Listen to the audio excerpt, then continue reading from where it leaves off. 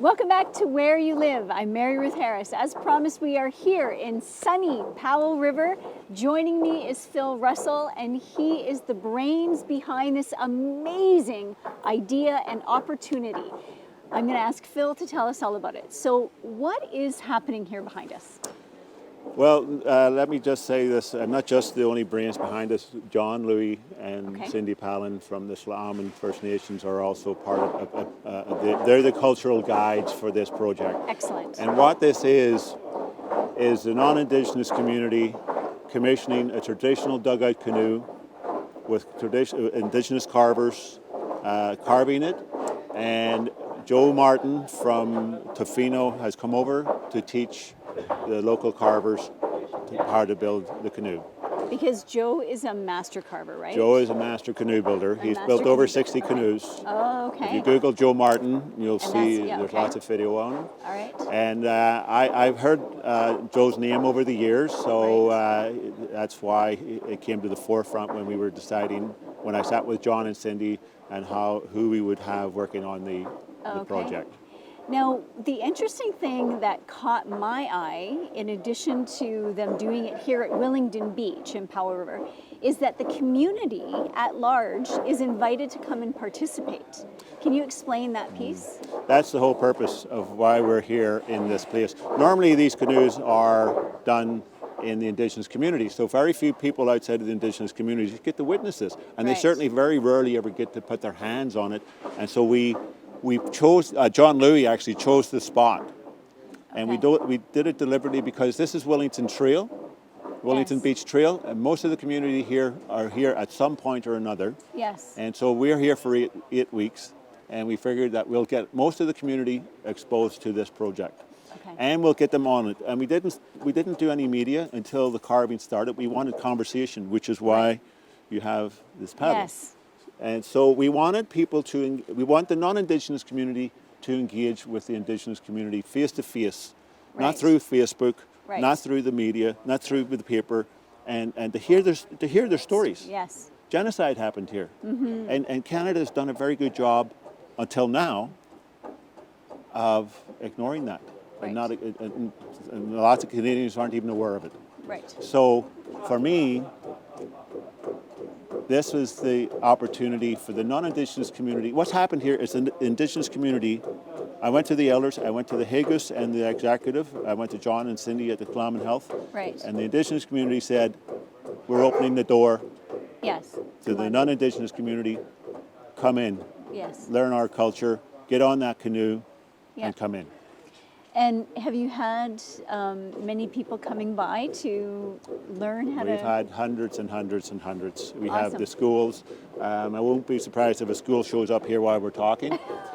We've had we've had all the schools, 2 a day in the morning and in the afternoon. Like normally this canoe would have been done in 3 weeks with this many people working on it. Right. But we made sure we extended it so that we can give the opportunity for the community to engage. Yes. And that's why it's 8 weeks, not the 3 weeks. And it's working. Yes. People are coming down and they're engaging.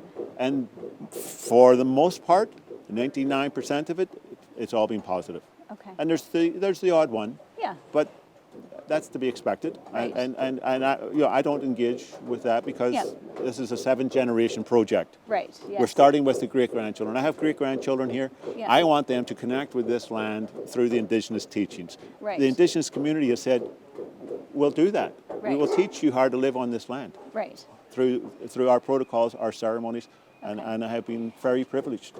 And speaking of the traditional ceremonies, how is the canoe going to be presented to the Tla'amin Nation? On November the 25th, we're hoping to launch from Willingdon Beach here, paddle into Tla'amin, and the community will be on the beach there, and we will ask to come ashore, and that's my dog. I see a lot of tails wagging. Oh, it's not just my dog. The other one's going to. So we're going to go paddle to the beach, and the elders and the community will be there, and we will present to the community on the beach.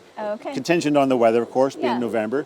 If not, we will take it into the Salish Centre. The non-Indigenous community are going to put on a feast. Excellent. We under the teachings and the protocols of the Tla'amin people, we will present these canoes Okay. in the way that it's supposed to be done. Wonderful. And the thing is, it's all learning. So Yes.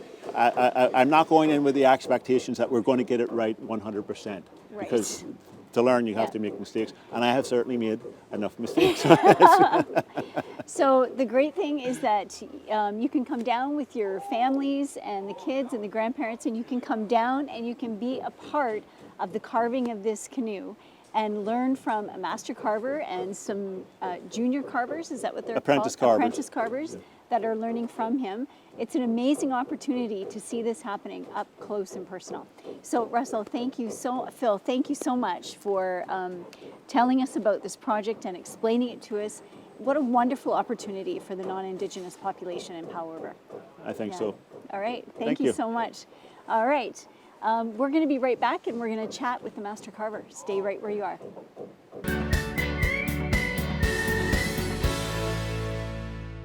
Welcome back to Where You Live. I'm Mary Ruth Harris. We are here in Powell River, and joining us now is Master Carver Joe Martin from Long Beach area. Now, Joe, how long have you been here training the apprentice carvers? I think this is our 3 weeks. Yeah. Yeah, 3.5 weeks or so. I first came here probably about 2 months ago or so. Okay. Yes. And when you're working with young apprentice carvers, what is kind of the first couple of lessons that you're wanting them to absorb about working with a natural wood? Awareness. Awareness is one of the key things. A lot of people are not, so used to working with wood, and sometimes people don't understand about the different grains and how you have to work with it, and even working around knots and stuff like that. So, and how to level things. Yeah, I was many years ago, and I always give credit to a chief that was from the Heshquet First Nations, and he was a master carver himself, and he told me that you can use anything to level anything. You can use a rock, a string, a shoelace, anything, as long as it hangs straight down. Right. If there's no wind, it'll hang straight down. Right. But he said he would always use a rock to level his canoes. And so that made my life much easier. I don't have to always use a level, because it doesn't always give you a level, depending on the angle of wood. But yeah, anyway, so a rock and a string and so on. And so those are just some of the teachings that they did pass on to me. Right. Now, what is the experience like for you to watch these young apprentices?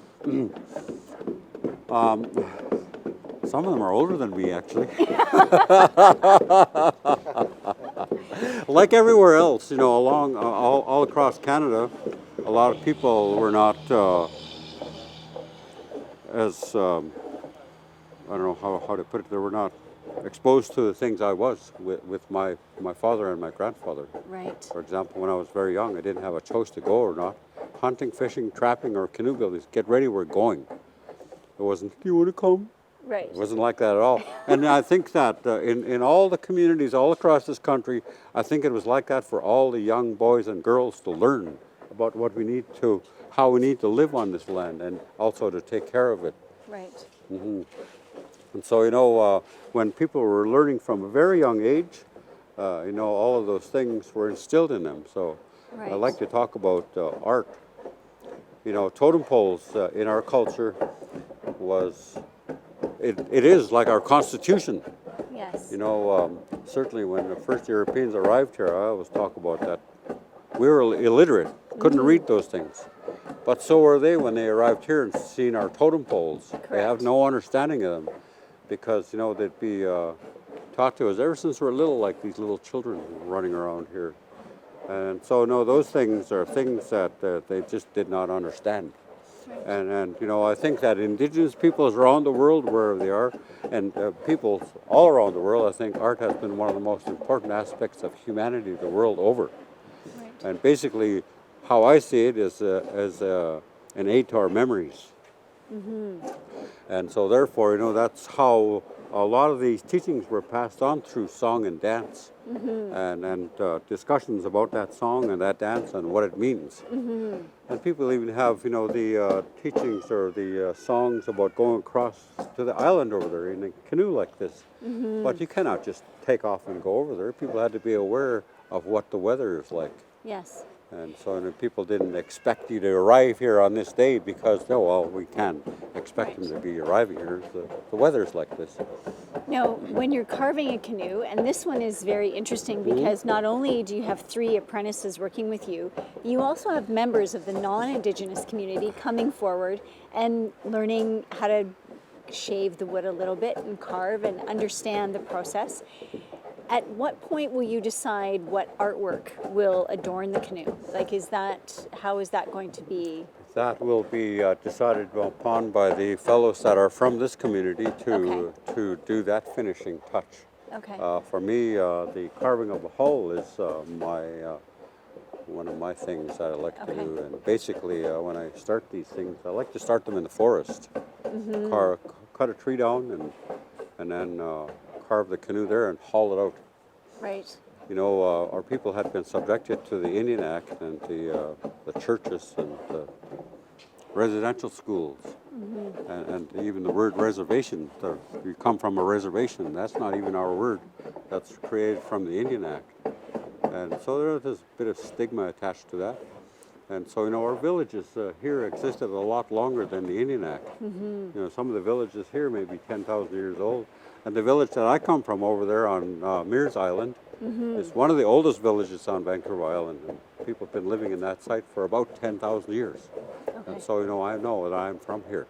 Right. But that is stuff that was not taught in schools here in former times.